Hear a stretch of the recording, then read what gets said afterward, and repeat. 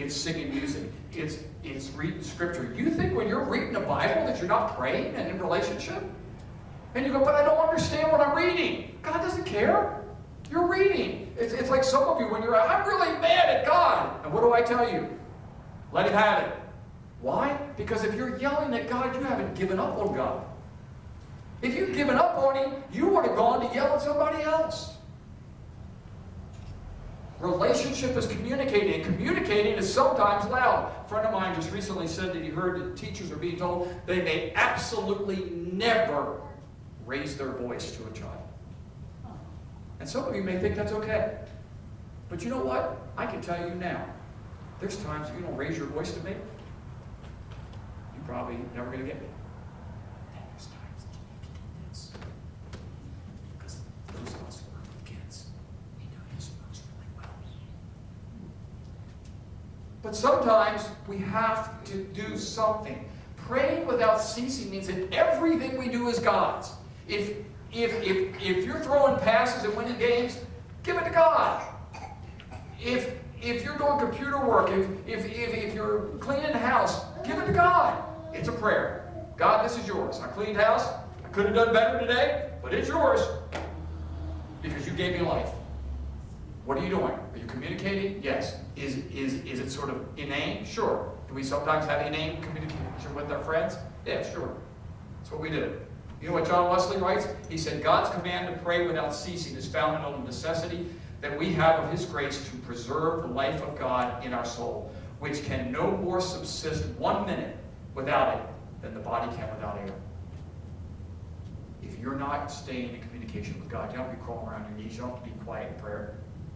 So what is prayer? Prayer is anything you do to communicate with God. In fact, Wesley also said, he said, all that a Christian does, even in eating, sleeping, is prayer, when it's done in simplicity, according to the order of God, without either adding to or diminishing from its own choice. Prayer is words, it's actions, it's rising up in the morning, it's lying down at night. It's any and all of these things that we do that we can communicate and create a better relationship with Jesus Christ. Beginning today, if you are one of those folks who's really good at this prayer thing, and you're really good at the communication thing, then I want you to make it more focused and more specific. If you're good in the morning, you're good in the afternoon, or you're good in the evening, I want you to find it over the daytime. If you're good in very, very long, quiet times, then I want you to find something to read more.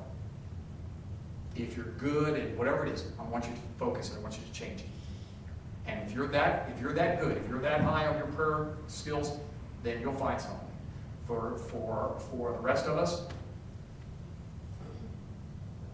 if you're one who struggles, then and you have a fear of words, I want you to try just talking. I want you to start in the morning. I want you to wake up and go, good morning, God, thanks. Now, for some of you, it may be more like when I wake up, it's like, hold on, God, my back hurts. Hold on. I know it doesn't feel good, but thank you for giving me another day. Okay, if that's you, that's fine. That's cool. And when you go to bed at night, don't be so hard on yourself.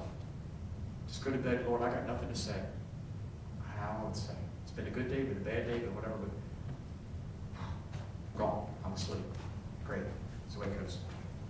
When you do that, what better way of spending the closing minutes of your day than resting your head on the shoulder of chest of someone who loves you more than anything else in the world?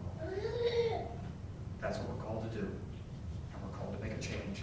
And we have to be in communication if we want a relationship. Amen. Join us singing our next song together. As you're able, let's stand.